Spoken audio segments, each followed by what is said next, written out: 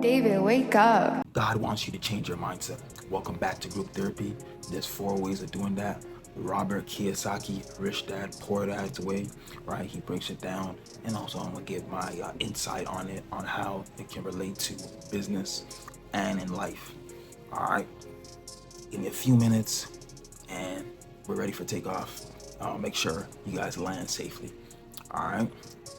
The first one is be a good salesman, right? Meaning that anything that we do in life, even if we like it or not, we're selling. We're selling ourselves, we're selling our brand, we're selling our personal brand, we're selling our business. When we're talking, we're trying to convince people that, whatever I might be talking about, I want them to agree with it.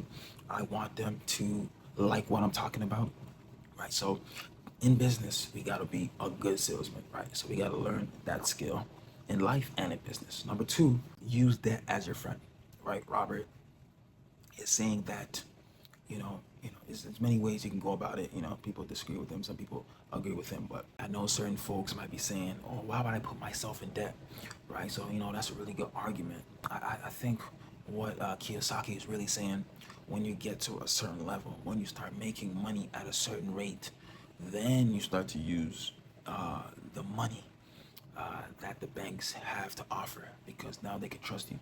Now they're willing to give you as much money as possible. Now it's your job to take as much money as possible, right? One person said this, that I'm taking $100 million from the bank because I'm not in debt. The bank is in debt. So if the bank is $100 million in debt, that's not my problem. That's the bank's problem, right? So you want to kind of play the game right way, but play it strategic, that it's gonna work out in your favor as well. Use the bank and get as much loans as possible, right? But also, I want to say this. You gotta have a strategy when you get the money as well too. You can't just get the money and not know what to do with it. Then you're gonna start to blow the money, right? And now you're in a deep hole, right? So you wanna have a strategy behind using debt as your friend, right? So, sometimes, you know, based on certain things, your credit score and so forth, you might get the money that you're looking for, but are you using wisdom behind the money that you got? All right, number three, raise capital, right? Robert is saying that you want to raise capital to support your business, to support your vision, whatever that may be, right? And sometimes you might not get your hand on the capital that you're looking for, right?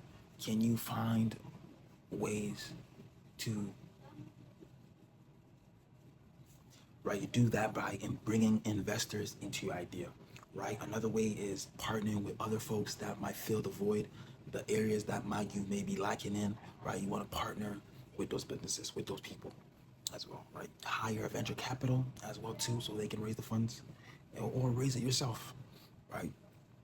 Number four, when you get knocked down, get back up, right? He's saying in business and in life, we're gonna make mistakes. Things are not gonna work out. Can you get back up and continue? Can you finish the race? Can you finish what you started, right? So you gotta understand just how life is, right? You're gonna get knocked down. Can you continue to strive and get to the finish line? All right.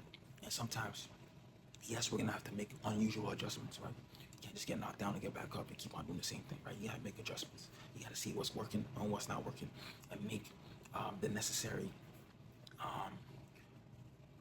adjustments in your life and in your business.